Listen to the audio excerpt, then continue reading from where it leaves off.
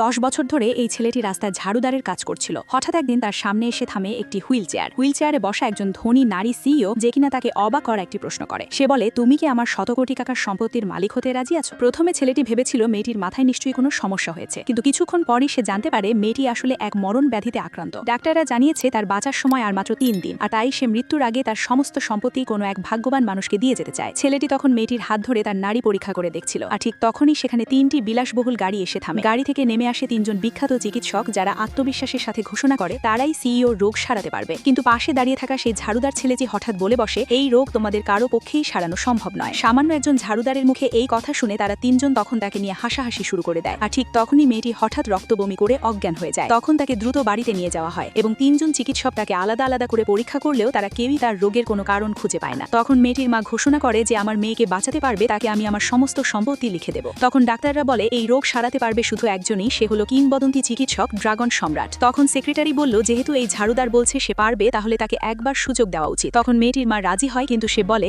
যদি তোমার কোনো দক্ষতা না থাকে তাহলে তোমার শাস্তি হবে ভয়ঙ্কর। এই বলে সে সিকিউরিটিদের ডাক দেয়। তখন ছেলেটি শান্ত গলায় বলে, সকলেই আমার থেকে চিকিৎসা নেওয়ার জন্য অপেক্ষায় থাকে, কিন্তু তোমাদের আচরণ দেখে মনে হচ্ছে তোমাদেরকে কোনো সাহায্য করা আমার উচিত হবে না। এই বলে সে চলে যেতে লাগলো। ঠিক তখনই সেক্রেটারি তার হাত চেপে ধরে এবং অনুরোধ করে বলে, আমাদের ম্যাডাম খুব ভালো মানুষ, আপনি দয়া করে তাকে বাঁচান। ছেলেটি তখন সেক্রেটারির কথায় মেয়েটির চিকিৎসা করতে রাজি হয়। তখন বাকি ডক্টররা তাকে ভণ্ড বলে উপহাস করতে থাকে, কিন্তু ছেলেটি এসবে কান না দিয়ে তার চিকিৎসা শুরু করে দেয়। আর সাথে সাথেই মেয়েটি রক্তবমি করে আবারও অজ্ঞান হয়ে যায়। তখন সবাই ভাবতে থাকে ছেলেটির ভুল চিকিৎসার কারণেই হয়তো মেয়েটি মারা গেছে, কিন্তু চিকিৎসক মেয়েটির নাড়ি পরীক্ষা করতে সে বুঝে যায় মেয়েটি এখন সম্পূর্ণ স্বাভাবিক আছে, যা দেখে বাকি ডক্টররাও চমকে যায় এবং তারা বুঝে যায় এই ঝাড়ুদার কোনো সাধারণ কেউ নয়, বরং এটাই সেই কিংবদন্তি চিকিৎসক ড্রাগন সম্রাট। এটা বুঝতে পেরে তারা সকলেই তার সামনে মাথা নিচু করে তাকে সম্মান জানায়।